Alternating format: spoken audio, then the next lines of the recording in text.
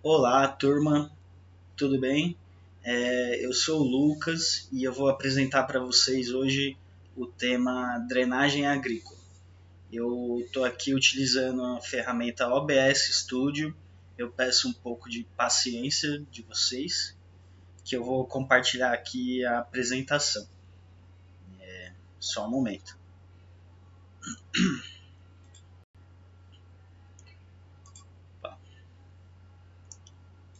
Então, vamos lá.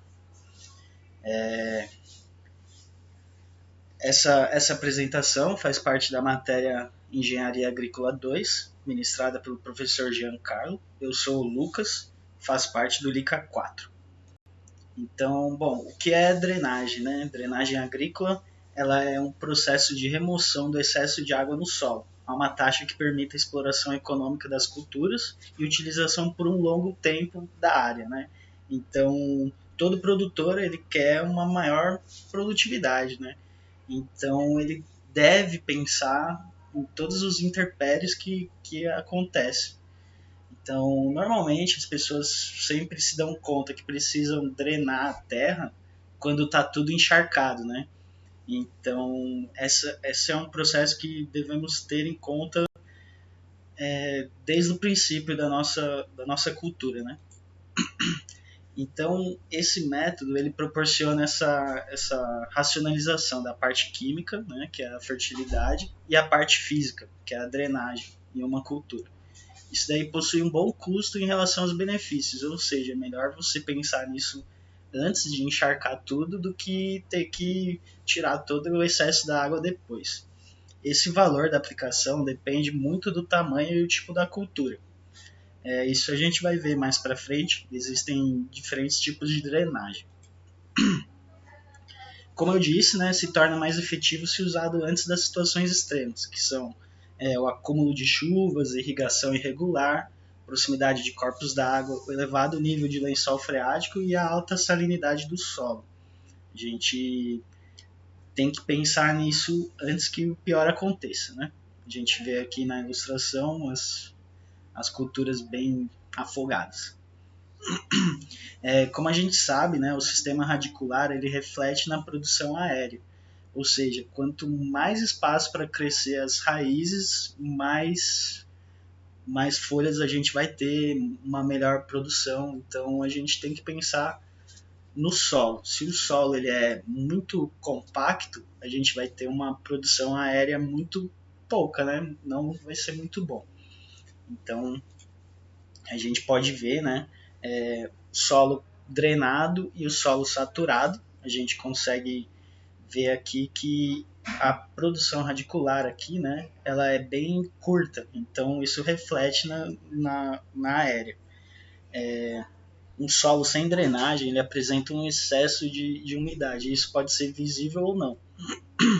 Isso daí pode provocar também o aumento do lençol freático, o excesso de boro, o atolamento de máquinas, né? Quando a gente vai passar um trator, vai colher, isso daí não é bom, né? Também causa a erosão do solo, o aumento de doenças nas plantas e também, claro, a menor produtividade. Então a gente consegue reparar aqui no solo drenado que a gente tem uma camada de terra muito maior, com espaço para desenvolvimento das raízes e também o escoamento dessa água, né? Essa é a diferença entre um solo drenado e um solo saturado. Então, né, a gente sabe que a drenagem agrícola melhora as condições do solo, aumenta a produtividade, né, aumenta a aeração, né, a estruturação e a resistência das plantas. Só traz benefícios, né? Então tá. Aí existem métodos de drenagem, né? Que eles podem ser divididos basicamente em dois subgrupos, né? Dois grupos. Os superficiais, né? E os subterrâneos, que também são chamados de subsuperficial, mas eu acho que é mais comum a gente falar subterrâneos, né? No método superficiais a gente tem os canais e valas, né, que são praticamente iguais. Temos os camalhões e as terraças ou terraços. E nos métodos subterrâneos a gente tem o dreno livre e o dreno tubular. Ambos, né, eles buscam tirar o excesso de água. No método superficial eles tratam da água que está na superfície, né? E nos métodos subterrâneos retira o excesso de água abaixo da superfície do solo. Então é isso, né? Os métodos superficiais, que são os canais, as valas, os camalhões, os terraços, eles tiram o excesso da água na superfície do solo por meio de drenos abertos. Eles são mais baratos de se realizar, né? E tem uma vida útil um pouco menor, né? Porque eles estão diretamente expostos a chuvas, a outras coisas que venham a acontecer, né? Então, eles são os métodos mais fáceis de serem aplicados, né? Porque você pode fazer isso com um maquinário básico, assim, né? Com enxada, tudo isso depende muito da cultura que você tem, né? Que você está disposto a trabalhar nisso. Assim, né? As valas e os canais, eles são aberturas do solo que vai até uma camada abaixo do lençol freático.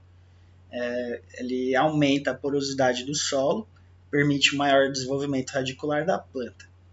Elas são isso, né? A gente pode ver nesse desenho que a gente tem pequenas ilhas onde tem a cultura e conforme a chuva vai caindo, a água vai escoando para essas valas, para esses canais. Aí, ali a gente consegue ver também, né, o trapézio, né, uma diferente forma de fazer esse canal, essa vala, e também a parábola. Isso daí vai depender muito do solo, né, e também do material utilizado, né. O trapézio ali ele já tem escavadeiras que já tem esse formato, então você já passa assim e já vai fazer esse trapézio, né? E a parábola também é feita por um determinado material. Então são diferentes formas para a mesma técnica, né? Para o mesmo método, que é valas e canais. Já o camalhão, né? O camalhão ele é um método que aproveita a curvatura do terreno para diminuir a energia e velocidade cinética da água, evitando o acúmulo de água e erosão do solo, né? Então ele vai usar da curvatura do solo para evitar que a água se acumule, né? Então ele faz pequenas lombadas assim que durante a chuva a água vai escorrer, né? E sem essas lombadas ela escorre com mais velocidade, né? Com mais energia. Então, isso daí proporciona uma diminuição, né? Então, a água vai cair e vai se acumular nesses outros cantos. É preciso que tenha um dreno coletor no local para armazenar essa água. Então, a água vai escorrer, né? Vai chegar a um determinado ponto que ela vai precisar passar por um canal para ir para um sistema de saída mais no fundo, né? Desse terreno. Então, essa é um método, né? Que ele pode ser bem interessante para produções em como se diz? Produções em inclinação. Ele é muito parecido com o sistema de terraço, né? Que é o mesmo método que aproveita essa curvatura do terreno, só que ele joga o solo para um dos lados. Então passa o trator ali e aí ele joga para o outro lado. Aí passa ali embaixo também, ele vai jogando para o outro lado. Então ele funciona desse mesmo esquema para reduzir a velocidade da água, né? E ele também vai precisar de um dreno no final para levar essa água para o sistema de saída. Então, já falamos dos sistemas superficiais. Então agora a gente vai falar dos sistemas subterrâneos. Ele retira o excesso da água, só que ele vai retirar isso por meio de drenos cobertos, né? Então eles são subterrâneos. Eles podem parecer um pouco mais caros, né? Mas como foi dito, eles têm uma vida útil um pouco maior, né? Eles duram mais tempo e, enfim, tem um custo-benefício muito melhor porque você não vai ter que tratar esses danos, né? Não vai ter que tratar as, as enchentes, né? A terra encharcada, então ele é ótimo se a gente for pensar na produtividade. Ele é mecanizado, né? Então ele tem uma rápida instalação, ele é flexível em diferentes tipos de solos, né? Ele reduz o desenvolvimento do lençol freático, então acaba evitando essa compactação do solo. Então ele é bem interessante, né? A gente encontra muitos equipamentos por aí no mercado, né? Ele é bem disponível, então você pode levar a sua questão para um profissional e falar, gostaria muito de ter esse dreno, eu não sei qual, que eles vão saber indicar para você qual que é o melhor, né? Então tem ali o dreno livre, que eles são condutos de seção circular abertos no solo, com um subsolador equipado com dreno torpedo, utilizado em solos argilosos com reduzida condutividade hidráulica. Ou seja, a gente imagina que tem o terreno, né, o solo, e ali vem o trator. Nesse trator ele enfia algo na terra, que é esse subsolador, e ele vai puxar um dreno torpedo. Então, enquanto o trator passa, assim, ele vai fazer um canal subterrâneo. E aí isso vai ser o nosso dreno livre. Aí então a gente passa para os drenos tubulares, né? Eles têm essa intenção de melhorar a produtividade, né, e a atividade microbiana, aumentando a fixação de nutrientes, controle de salinização e saneamento de áreas inundadas. Eles captam a água de percolação, né, presente no perfil do solo. O que é a percolação? Ela é esse movimento de cima para baixo, né, que a água já imaginamos que estamos abaixo do solo, né, e aí a água vai descendo, né, ela vai escorrendo. Então esse é o movimento de percolação que esse dreno vai captar essa água, evitando que a terra inunde, né, que tenha todos aqueles outros problemas. Aí a gente tem os componentes desses drenos, que são os drenos laterais, os drenos coletores, o dreno principal e o sistema de saída. É basicamente isso que você precisa ter para ter um sistema de drenagem subterrâneo. Então tá, a gente tem ali o dreno tubular. Eles são constituídos por escavações alongadas de perfil trapezoidal ou retangular, preenchido com um elemento condutor envolvido por material drenante e filtrante, tendo no topo um selo formado pelo solo do local. Vamos imaginar que a gente tem uma cultura e queremos fazer esse dreno subterrâneo, dreno tubular. Então, primeiro é cavado, né, todo esse caminho, os drenos laterais, o coletor, o adutor e o sistema de saída. Então a gente faz todo esse caminho por meio de escavação e aí a gente vai colocar esse dreno tubular. Imagina que a gente tem um tubo, esse tubo ele é cheio de frisos, né? E ele tem mini perfurações que a água vai adentrar por essas perfurações. Então a gente tem lá um tubo cheio de frisos, né? Para a gente ter uma aderência maior. E aí tem esses furinhos que a água vai adentrar.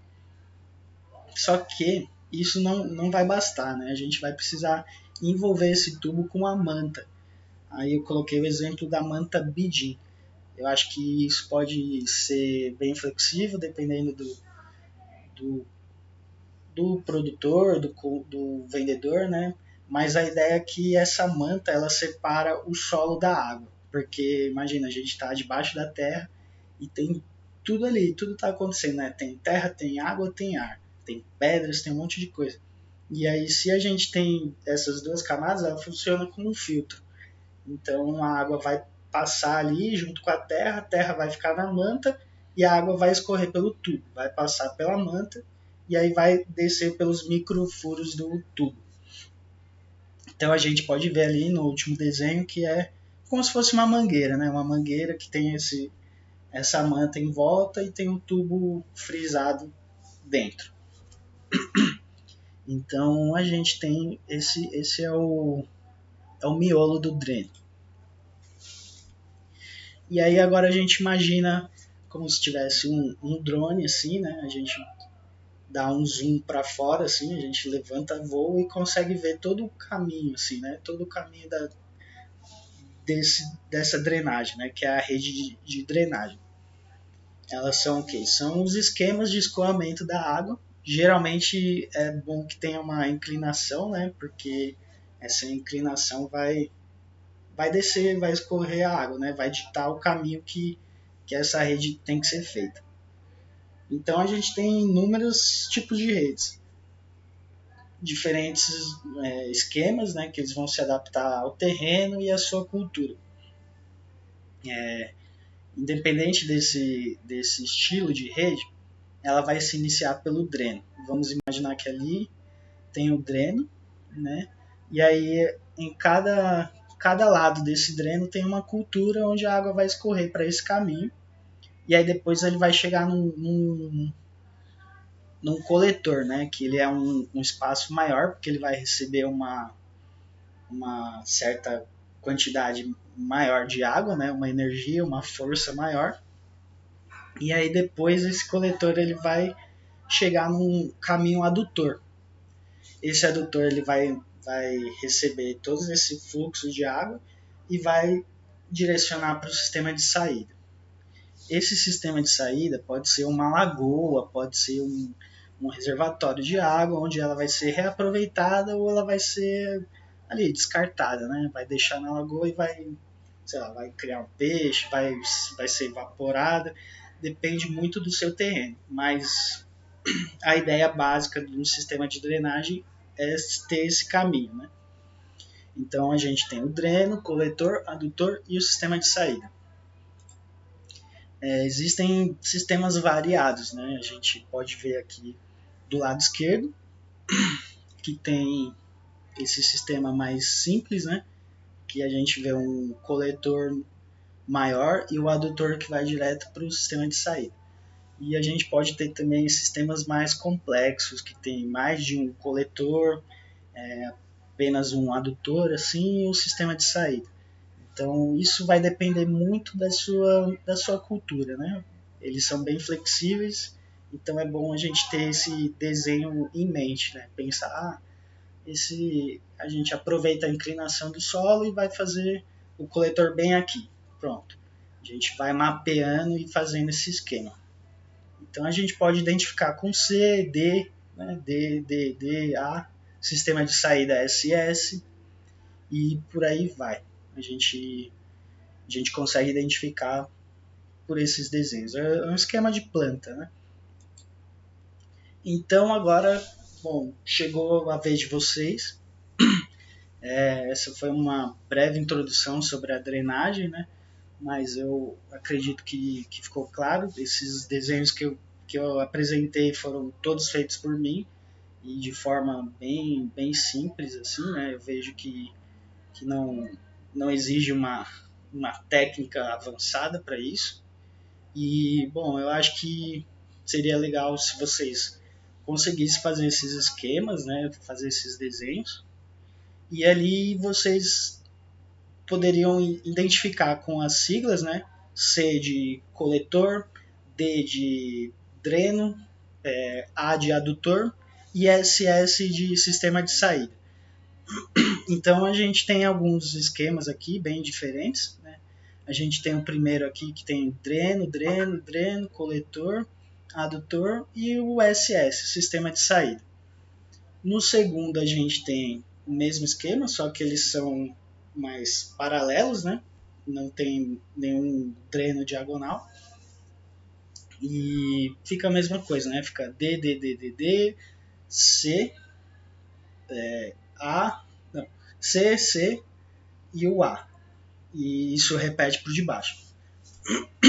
Já no 3 a gente acaba nem tendo um sistema um sistema de adutor, né? A gente vai direto para o coletor, que aí o dreno vai direto ali, D, C, e vai para o sistema de saída. E o 4 ele tem uma mistura desses drenos diagonais com os drenos paralelos. E aí todos eles vão chegar no coletor principal, aí vai para o adutor e acaba sendo escoado para o sistema de saída. E, bom, enfim, acho que é isso, né, que eu gostaria de passar para vocês, bem, bem sintético, assim, né, que a gente tem esses dois tipos de drenagem e que, claro, como produtores e futuros licenciados, né, a gente tem que passar essa ideia para as pessoas, né, que a drenagem é importantíssima para a gente pensar antes de ter problemas, né? Então, em qualquer produção a gente tem que pensar no sistema de escoamento e de drenagem agrícola. Então, segue aí algumas referências, né? A Tecduto, que ele vende esses materiais, né? Os tubos, as mantas, eles têm também até a aplicação, consultoria, né? Então, fica bem legal vocês conhecerem. Claro, tem um artigo da Embrapa também, né? As relações da produção que enfatizam a drenagem como parte principal para a produção, né? Que ela tem essa racionalização da parte química e da parte física. Aí tem o GPAs, que foi uma apostila que eu peguei também, vi alguns desses esquemas. Aí tem algumas aulas no YouTube que foram também de alunos que fizeram apresentando esse tema. Então é isso. Gostaria de agradecer a todos e estou disponível para qualquer esclarecimento. Muito obrigado e até mais.